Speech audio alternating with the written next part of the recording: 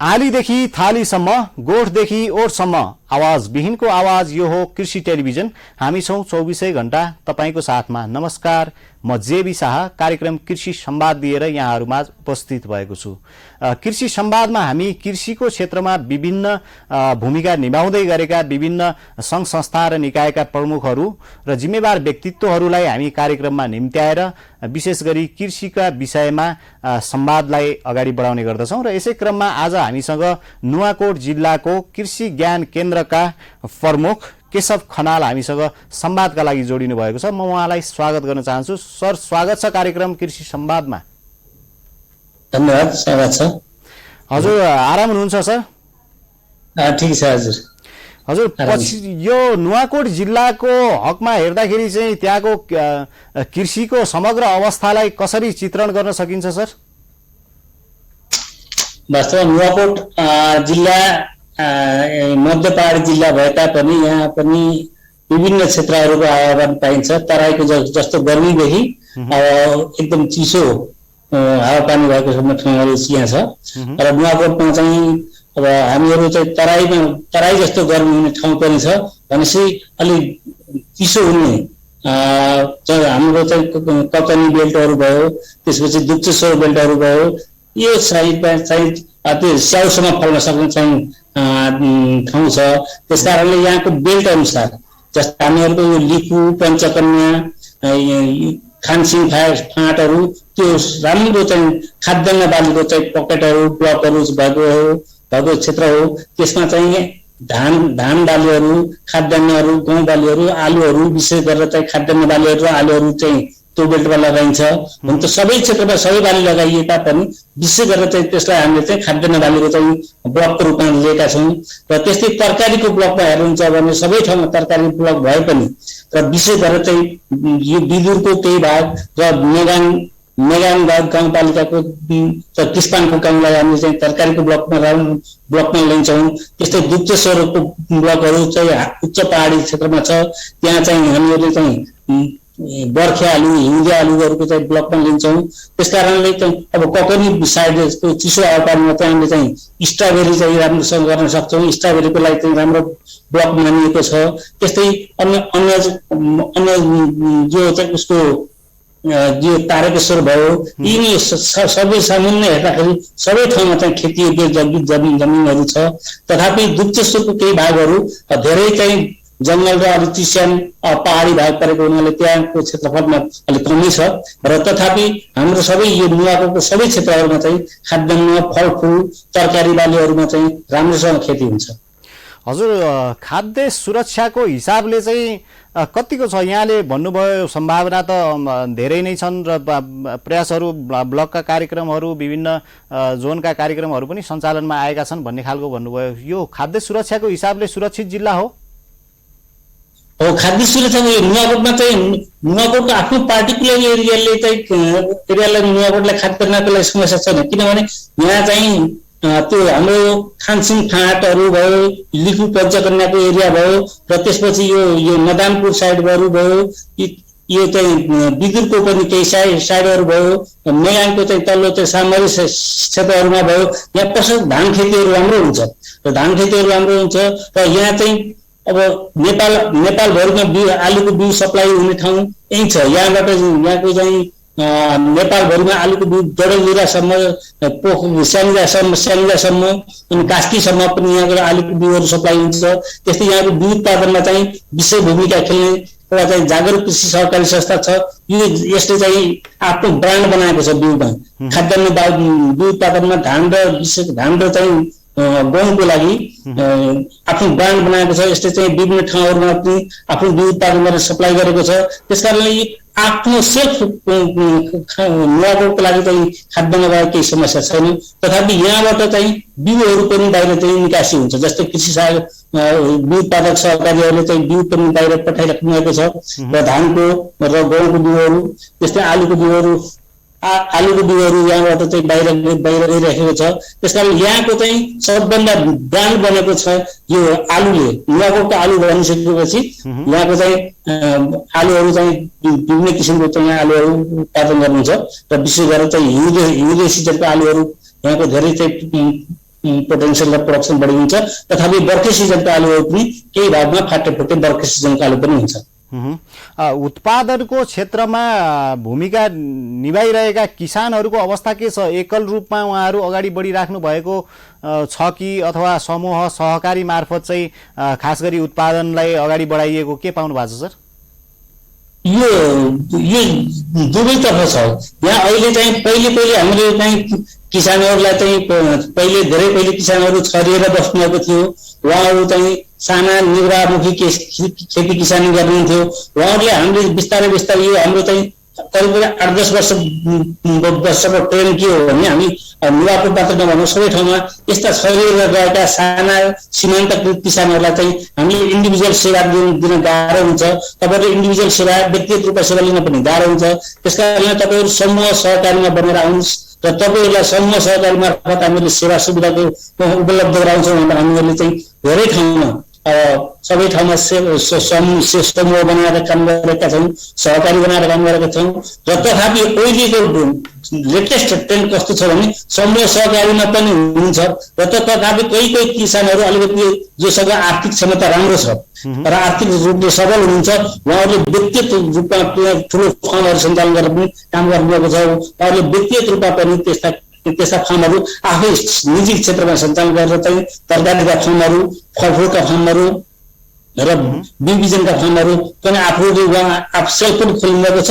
तथापि हाम्रो चाहिँ प्रायोरिटी के छ भने सकेसम्म समूह सहकारीहरूलाई पनि गर्ने र निजी क्षेत्रमा आएका त्यस्ता चाहिँ फर्महरूलाई पनि सहयोग गर्ने हाम्रो कार्यक्रम छ। त्यसकारणले हामीले चाहिँ समूह सहकारी, समूह र निजी क्षेत्र सबैलाई चाहिँ हेरेर कार्यक्रम बनाएका छौँ र त्यसै अनुसार हामीले कार्यक्रम सञ्चालन पनि गर्छौँ।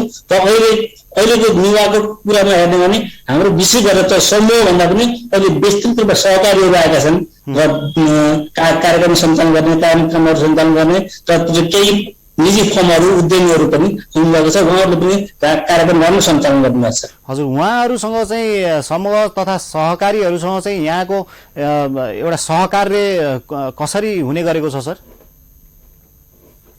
अब किसान भइसकेपछि किसान समूह सहकारी भनिसकेपछि उहाँ अटोमेटिकली हामीसँग जोइन हुनुहुन्छ र हाम्रा चाहिँ विभिन्न कार्यक्रमहरूमा उहाँहरूको चासो रहन्छ। हामीहरूले उहाँसँग चाहिँ यस्ता विभिन्न किसिमका कृषिका हाम्रो कार्यक्रम सार्वजनिकरण गर्ने क्रममा भयो, हाम्रा कार्यक्रमहरूलाई चाहिँ जानकारी गराउने क्रममा, हामीले कार्यक्रम कार्यान्वयन गर्ने क्रममा सबै किसानहरूसँग सहकारीसँग पुग्ने गरेर हामीहरूले चाहिँ हाम्रो एउटा कृषि ज्ञान केन्द्रको चाहिँ एउटा फेसबुक हामीले राखेका छौँ र कृषि ज्ञान केन्द्र एउटा फेसबुक राखेका छौँ। यहाँहरूले पनि त्यो फेसबुकमा गएर हेर्न सक्नुहुन्छ हामीले गरेका गतिविधिहरू, हामीले गरेका कार्यक्रमहरू र त्यसपछि सबै हाम्रा किसानहरूसँग लिङ्क भएका कार्यक्रमहरू सबै त्यही फेसबुक मार्फत उहाँहरूले पनि जानकारी पाउनुहुन्छ र त्यसपछि हामीहरूले गर्ने कार्यक्रमहरूमा उहाँहरू चाहिँ स्वयं आएर चाहिँ आवेदन गर्नुहुन्छ र उहाँहरूलाई हामीले चाहिँ समावेश गरेर कार्यक्रम सञ्चालन गर्छौँ। हजुर, यो पछिल्लो समय एउटा यो कृषि क्षेत्रमा प्रवाह गरिने अनुदानका विषयवस्तुहरू पनि एउटा चर्चाको विषय बन्ने गरेका छन्। कतिपय किसानहरू यसबाट लाभान्वित भएको महसुस गरिरहेका छन् भने कतिपयलाई चाहिँ यो एउटा असन्तुष्टिको, यो पेसाप्रतिको एउटा वितृष्णा जगाउने विषय पनि बनेको उदाहरणहरू कतिपय छन्। यहाँको यो नुवाकोट जिल्लाको हकमा चाहिँ खास गरी यहाँहरूले चाहिँ किसानलाई प्रभावित गर्ने अनुदानका रकमहरू चाहिँ कसरी प्रवाह हुने गरेका छन् सर? यो देशव्यापी रूपमा उठेको कुरा हो। चाहिँ तपाईँले राम्रो कुरा उठाउनुभयो। यो नुवाकोटमा बरु कमै छ, नुवाकोटमा त्यो समस्या छैन, किनभने हामीहरूले चाहिँ समूह सहकारीहरूलाई चाहिँ मर्ज गरेका छौँ। हामीहरूले विभिन्न किसिमका चाहिँ कार्यक्रमहरू जसले मर्ज गर्न सक्दैन र एउटा चाहिँ कार्यक्रमहरू एउटा फर्मलाई अथवा एउटा समूह सहकारीलाई मात्र दिएर अर्को सहकारी छुट्न जान्छ अथवा अर्को समूह छुट्न जान्छ, त्यस्तोमा चाहिँ अलिक गुनासो आउनु स्वाभाविक हो। त्यस्तो गुनासो नहोस् भनेर हामीले सकेसम्म त्यस्ता साना समूहहरूलाई मर्ज गरेर अथवा सहकारी कुनै कार्यक्रमहरू सबैलाई नपुग्ने कार्यक्रमहरू छ भने त्यस्तो सहकारीहरूलाई मर्ज गरेर हामीहरूले कार्यक्रम सञ्चालन गर्छौँ र निजी फर्महरूलाई चाहिँ हामीले सकेसम्म चाहिँ सहकारीहरूलाई प्राथमिकता दिने र उहाँहरूलाई पनि चाहिँ केही वित्तेषण नहोस् भन्ने किसिमले निजी फर्महरूलाई पनि हामीले केही कार्यक्रम झुटाएर राख्छौँ र साना सीमान्तकृत किसानहरू के हुन्छ भने हामीहरूले सबै अनुदान दिने कार्यक्रमहरू हामीले सबै 100% दिने होइन धेरै हाम्रो अनुदानका कार्यक्रमहरू 50% अनुदानमा दिने कार्यक्रमहरू हुन्छन् त्यो 50% अनुदानमा दिने कार्यक्रमहरूमा 50% रकम चाहिँ कृषक समूह अथवा कृषक सहकारी अथवा निजी फार्म उहाँहरूले पनि जम्मा गर्नुपर्ने हुन्छ र अति सीमान्तकृत अति गरिबी जो निम्न किसानहरू हुनुहुन्छ उहाँहरूले त्यो गर्न सक्नुहुन्न त्यस कारणले उहाँहरू छुट्नुहुन्छ भने उहाँहरूलाई पनि हामीले के भन्छौँ भने त्यस्ता अति सीमान्तकृत किसानहरूलाई पनि तपाईँहरू पनि समूहमा कमसेकम समूहमा सम्मिलित भएर आउनुहोस् समूहमा सम्मिलित भएर आउनु हो भने तपाईँहरूले पनि कार्यक्रममा कति नै हामी त्यही समूह मार्फत हामीहरूले तपाईँलाई एडजस्ट गर्न सक्छौँ भन्दा हामीहरूले त्यस किसिमले चाहिँ निम्न अति गरिब किसानहरूलाई हामी त्यसरी सम्झाएका छौँ भने र सहकारीमा कार्यक्रमहरू र समूहमा कार्यक्रमहरू र यो निजी फर्महरूमा जुन कार्यक्रमहरू त्यो चाहिँ उहाँहरूले चाहिँ लगानी गर्नुहुन्छ त्यति नै लगानी गर्नुहुन्छ र यस ज्ञान केन्द्रबाट त्यति नै लगानी भएको छ र नगरको हकमा मलाई जहाँसम्म यस्तो किसिमले अहिलेको चाहिँ गुनासो आएको छ जस्तो मलाई लाग्दैन। हजुर, पछिल्लो समय कृषिलाई एउटा परिवर्तनमुखी एउटा पेशाको व्यवसायको रूपमा हामीले हेर्दै गर्दाखेरि चाहिँ यस क्षेत्रमा दिगो विकास गर्नका लागि त पक्कै पनि एउटा युवाहरूको सक्रियता सहभागिता बिना असम्भव देखिन्छ। यस हिसाबले चाहिँ युवामुखी कार्यक्रमहरू यहाँहरूले कसरी सञ्चालन गर्दै हुनुहुन्छ र त्यहाँ नुवाकोट जिल्लाको हकमा चाहिँ युवाहरूले अपनाइरहेको कृषिको अवस्था उहाँहरूको आकर्षण कतापट्टि छ?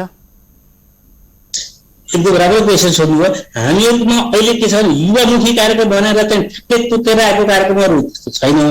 तथापि हाम्रा जति पनि कार्यक्रमहरू छन् सबै कार्यक्रमहरू सेल्फ युवाहरू ओरिएन्टेड छन् किनकि उहाँहरूले अहिले चाहिँ भनेको चाहिँ सबै कार्यक्रमहरू अहिले व्यवसायमुखी हुन पुगेका छन्। व्यवसायमुखी हुनको लागि चाहिँ उहाँहरू चाहिँ सक्षम हुनु पर्यो, शारीरिक रूपले सक्षम हुनु पर्यो, आर्थिक रूपले सक्षम हुनु पर्यो, त्यसमा डिभोटेड हुनु पर्यो, त्यसमा लागि पर्नु पर्यो। यो गरेर चाहिँ युवाहरूले मात्र सक्षम भनेर हामीहरूले कार्यक्रम छान्दाखेरि पनि हाम्रो निजी फर्महरू समूह सहकारीहरूमा पनि युवाहरूलाई कसरी उत्साहित गराउने, युवाहरूलाई कसरी प्रेरणा गराउने भनेर हामीहरूले चाहिँ त्यस्तो कार्यक्रमहरूमा हामीहरूले चाहिँ फोकस गरेका छौँ। अब अहिले तपाईँहरू चाहिँ विशेष गरेर हाम्रो यो नुवाकोटको चाहिँ किस्ताङ नेगाङ गाउँपालिका नेगाङको पनि अझ स्पेसली देउराली एरियामा तपाईँ आउनुहुन्छ, हेर्न जाउँ, अनुगमन गरौँ। त्यहाँ सबैतिर युवाहरू यति भलन्टियर रूपले यति सशक्त रूपले लाग्नु छ। उहाँहरू प्यानल बनाउनुहुन्छ, टमाटर खेतीहरूको राम्रो चाहिँ उहाँहरूले बजार पाउनु छ। एकजना किसानले त भन्नु मेरो एक सिजनमै 4.5 लाखको टमाटर मैले बेचेँ, एक सिजनमा मात्रै 3 सिजन चाहिँ उहाँहरूले चाहिँ बेच्नुहुन्छ भनेपछि उहाँहरूले बनाएको टमाटर लगानी चाहिँ उहाँहरूले 2 वर्षमा आफूले गरेको लगानी 2 वर्षमा उठाउनुहुन्छ। यस किसिमले चाहिँ सबै युवाहरू चाहिँ सशक्त पार्नलाई, युवाहरूलाई चाहिँ जागरुक गराउनलाई हामीहरूले कार्यक्रममा जुन सम्झौता गर्छौँ, कार्यक्रम सम्झौता गर्दाखेरि उहाँहरूको चाहिँ उपस्थितिमा तपाईँले कसरी सञ्चालन गर्नुहुन्छ, को छ तपाईँहरूको काम गर्ने, कसरी सञ्चालन गर्नुहुन्छ, त्यसको लागि चाहिँ आर्थिक चाहिँ पाटो तपाईँले कसरी जुटाउनुहुन्छ, यो सबै हामीले चाहिँ उहाँहरूसँग छलफल गरेर सल्लाह गरेर मात्रै कार्यक्रम सम्झौता गर्नुपर्ने हुँदाखेरि यसमा युवाको पनि सहभागिता छ र युवाको बिना चाहिँ कार्यक्रम सञ्चालन हुन मैले पनि असम्भव देख्छु। हजुर, पछिल्लो समय हामी यो विशेष गरी कोरोना महामारीका कारणले गर्दाखेरि चाहिँ किसानहरूले एउटा बजार नपाउने समस्या झेल्नु परेको हामी जताततै देख्न सक्छौँ। नुवाकोट जिल्लाको हकमा चाहिँ किसानहरूले यो समस्या कतिको भोग्नु पर्यो र खास गरी यो महामारीका बावजुद पनि अन्य समयमा, अन्य सामान्य समयमा पनि त्यहाँको किसानहरूले जुन उत्पादन गरिराख्नु भएको छ त्यो उत्पादनले बजार पाउने अवस्था कतिको छ सर? यो तपाईँले कुरा गर्नुको एकदम समय सन्दर्भ छ। यो कोभिड-19 को कारणले निषेधाज्ञाले गर्दाखेरि किसानहरूलाई चाहिँ आफ्नो उत्पादनलाई बेच्न बिक्री गर्नलाई अवश्य चाहिँ समस्या भएको पनि छ अझै पनि। तथापि चाहिँ अब पहिलेदेखि नै किसानहरूलाई चाहिँ जसको चाहिँ आफ्नो उत्पादन हुन्छ र उत्पादन भनेको बेलामा भनेको समयमा पुर्याउन पाउनु भएको छैन, यो चाहिँ सही कुरा हो। र तथापि हामीहरूले चाहिँ किसानहरूलाई, त्यस्तो किसानहरूलाई जसको निजी सवारी साधन छ, कतिपय किसानहरू निजी सवारी साधनबाट आफ्नो चाहिँ बोलेरोहरू अथवा कुनै गाडीहरू त्यस्तो छ भने उहाँहरूलाई हामीले चाहिँ यसरी सहजीकरण गर्दा कृषि वस्तुमा अथवा तरकारी वस्तुको ढुवानी आयात गर्नको लागि अथवा ढुवानी गर्नको लागि चाहिँ हामीले चाहिँ प्रशासनसँग सहजीकरण गरेर उहाँहरूलाई चाहिँ हामीले सहजीकरण गरेका छौँ। र जसको आफ्नो निजी गाडी छैन उहाँहरूलाई चाहिँ अलिकति समस्या परेकै छ, परेकै हो पहिले। अब अहिले त अलिक केही खुला पनि भएको छ, उहाँहरू ल्याएर बजारमा ल्याएर बेच्न सक्नुहुन्छ। र जसको निजी गाडीहरू त्यस्तोहरू सम्पर्क गरेर ल्याउन सक्ने साधनहरू छ, त्यस्तो तरकारीहरू, फलफुलहरू, खाद्यान्नहरू र यो कृषिजन्य चाहिँ उत्पादन वस्तुहरूलाई चाहिँ ढुवानीमा सहजीकरण गर्न भनेर हामीले जहिलेदेखि निषेधाज्ञा सुरु भएको छ तहिलेदेखि नै हामीले प्रशासनसँग सहजीकरण गर्नको लागि अनुरोध गरेर उहाँहरूलाई चाहिँ हामीले सहजीकरण गरेका छौँ।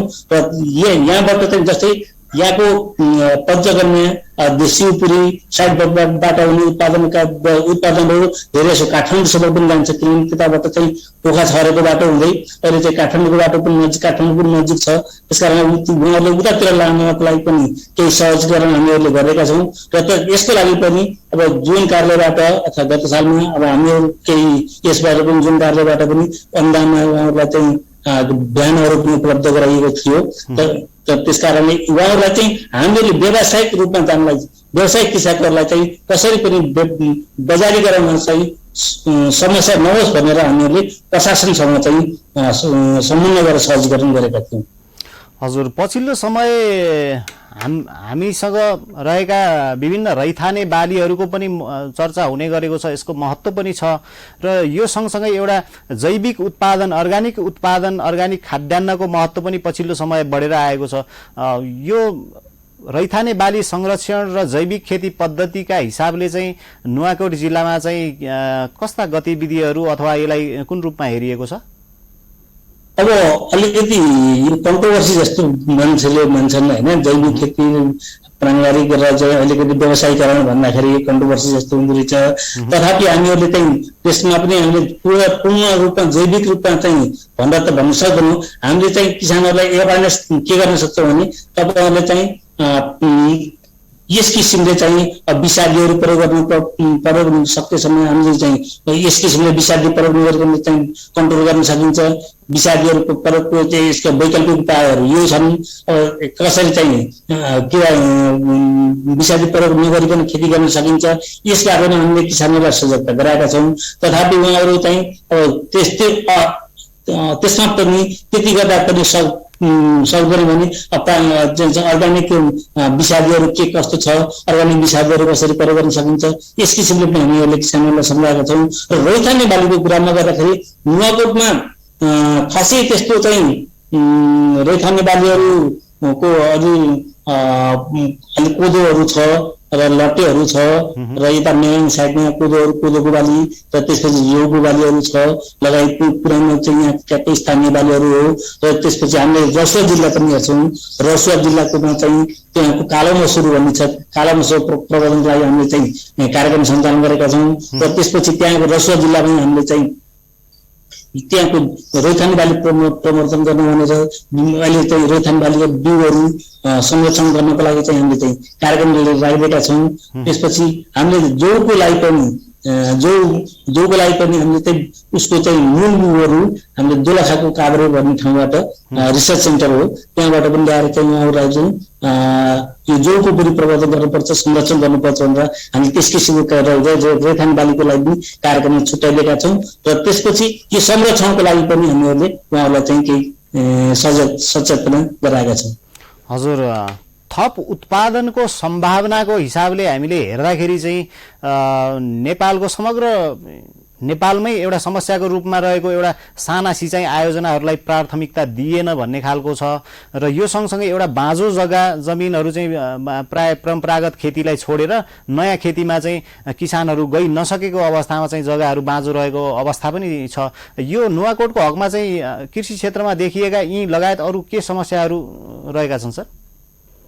यहाँले भने जस्तै अब अहिले बाँझो जग्गाको लागि यस वर्षदेखि पहिले विगतमा थिएन। हामी यस वर्षदेखि हामीहरूले कार्यक्रममा राखेका छौँ र दाँई जग्गाको लागि भनेर नुवाकोट र रसुवाको केही भाग भयो हामीले करिब 981 रोपनी, अहिले ठ्याक्कै चाहिँ डाटा मलाई याद छ, 981 रोपनीको लागि प्रति रोपनी 2000 का दरले हामीले चाहिँ उहाँहरूलाई चाहिँ अनुदान बाँडेका छौँ र एक रोपनी गर्नु हो भने उहाँहरूले 2000 पाउनुहुन्छ। त्यस हिसाबले चाहिँ हामीले चाहिँ 981 रोपनीको लागि चाहिँ हामीले चाहिँ भर्खर हामीले उहाँहरूलाई अनुदान दिएका छौँ।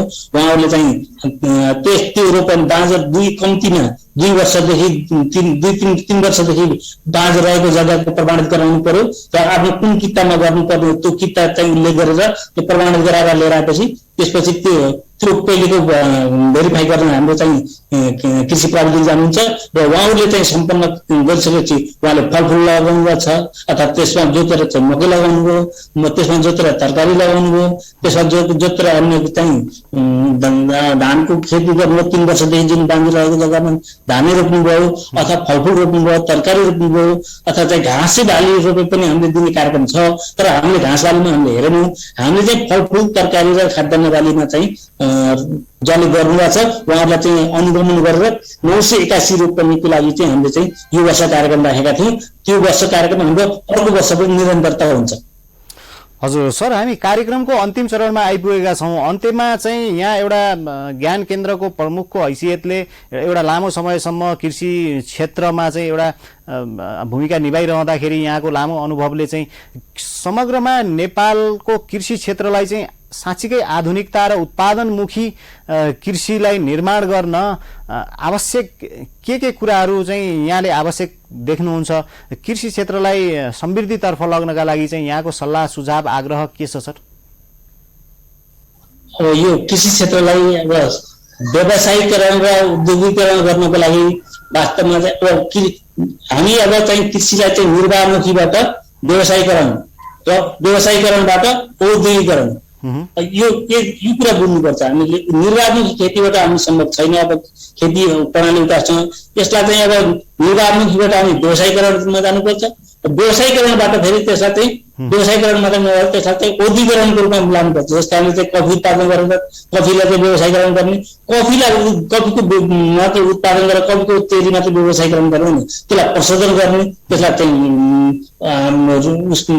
प्रशोधन गरेर हामीले चाहिँ जस्तै प्याकिङ गर्ने, यस्ता कार्यक्रमलाई पनि यो उद्योगसित लिङ्क गर्न सक्ने किसिमका कार्यक्रमहरू ल्याउनुपर्छ। यस कारणले यस्ता कार्यक्रमहरूको लागि हामीहरूले विशेष गरेर चाहिँ सहकारी साना किसानहरूबाट चाहिँ सहकारी हुन्छ, सहकारी मार्फतहरू यस्ता कार्यक्रमहरू ल्याउनुपर्छ र जसले गर्दाखेरि ठुला कार्यक्रमहरू पनि सञ्चालन गर्न सकियोस् र निजी उद्यमीहरू जसले राम्रो लगानी गर्न सक्नुहुन्छ त्यस क्षेत्रमा लगानी गर्न सक्ने खालको उद्यमीहरूलाई पनि समेटेर जानुपर्छ र यसमा चाहिँ जति राज्यले गर्नुपर्ने हो त्यस किसिमको चाहिँ सहयोग राज्यले गर्छ भने निजी क्षेत्रबाट अथवा सहकारीले गर्नुपर्ने चाहिँ आफ्नो योगदान हो, आफ्नो कन्ट्रिब्युसन हो, त्यो निजी क्षेत्रमा गर्नुपर्ने हुन्छ। र यसरी हेर्दाखेरि हाम्रो अहिले देश समग्र देशको चाहिँ कृषिको चाहिँ उत्थानको लागि हामी आधुनिकता व्यवसायीकरण र चाहिँ औद्योगिकरणमा एकदमै जानुपर्छ। यो विषयमा चाहिँ ध्यान गरेर चाहिँ सहकारीहरू निजी उद्यमीहरूलाई चाहिँ अग्रसर गराउनुपर्छ। हस्, यहाँको यो महत्त्वपूर्ण विचार र यो समयका लागि यहाँलाई धेरै धेरै धन्यवाद सर। हस्, धन्यवाद, नमस्कार।